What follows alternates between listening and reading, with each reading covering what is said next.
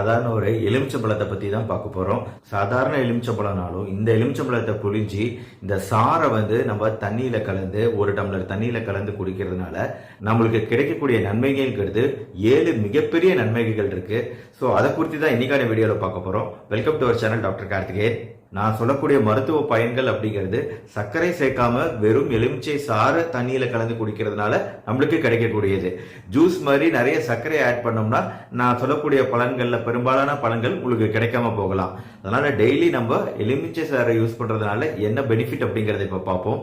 So என்னென்ன பயன்கள் அப்படிங்கறத ஒன்னொன்னா பார்ப்போம். ஃபர்ஸ்ட் கல்லீரல் கொழுப்பு. ஸோ அதாவது நம்ம ஃபேட்டி லிவர் அப்படின்னு சொல்றோம். இதை பத்தி நிறைய பேர் கேட்டிருந்தீங்க. இந்த கொழுப்புகள் படிகிறதுங்கிறது நார்மலா வயதாகும் போது நடக்கக்கூடிய ப்ராசஸ் தான். இருந்தாலும் இந்த ஃபேட்டி லிவர்ங்கிறது நம்மளுக்கு காலப்போக்கில் அது நல்லது கிடையாது. ஸோ அதை தடுக்கக்கூடிய ஒரு சக்தி இந்த லெமன் ஜூஸ்க்கு உண்டு. அடுத்து கொலஸ்ட்ரால்